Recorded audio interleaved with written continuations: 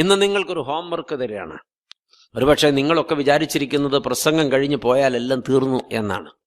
പണ്ട് പള്ളിക്കൂടത്തിൽ പഠിച്ചത് ഓർമ്മയുണ്ടോ? ഇല്ല അല്ലേ? അതൊക്കെ പണ്ടേ മറന്നില്ലേ? ഒരു ഹോംവർക്ക് തരിക നിങ്ങൾക്ക്. ഇന്ന് യോഗം കഴിഞ്ഞ് വീട്ടിൽ ചെന്നിട്ട് കിടന്നുറങ്ങണതിന് മുമ്പ് അച്ഛൻ പറയുന്ന ഹോംവർക്ക് ചെയ്യണം, നിർബന്ധമായിട്ടും ചെയ്യണം. പിന്നെ ഇതുപോലെ എന്തോരം പേര് പറഞ്ഞേക്കണു, ഇതൊക്കെ ചെയ്യൽ ഇപ്പം ആർക്കാ പണി? ചെയ്തില്ലെങ്കിൽ ഇപ്പം അച്ഛൻ അറിയാൻ പോണ്ടോ? നിങ്ങൾക്ക് അച്ഛനെ അറിയാൻ മേലാത്തോണ്ടാ. ഇന്ന് ഈ ഹോംവർക്ക് ചെയ്യാതെ ആരെങ്കിലും കിടന്നുറങ്ങാൻ ഉദ്ദേശിക്കുന്നുണ്ടെങ്കിൽ ഇന്നല്ല, ഇനി 3 ദിവസത്തേക്ക് ഉറങ്ങാന്ന് വിചാരിക്കണ്ട.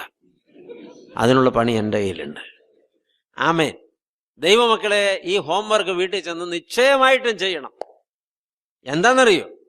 മത്തായി എഴുതിയ രക്ഷാസുവിശേഷം 25-ാമത്തെ അധ്യായം 31 മുതൽ ആ അധ്യായം മുഴുവനും വായിക്കണം.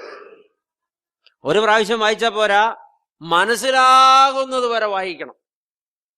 എന്നിട്ട് കടലാസ് എടുത്തിട്ട് എഴുതണം, ഞാനിപ്പോൾ ഈ ഹോംവർക്ക് ചെയ്യുകയാണ്, എനിക്ക് എന്ത് ചെയ്യാൻ കഴിയും?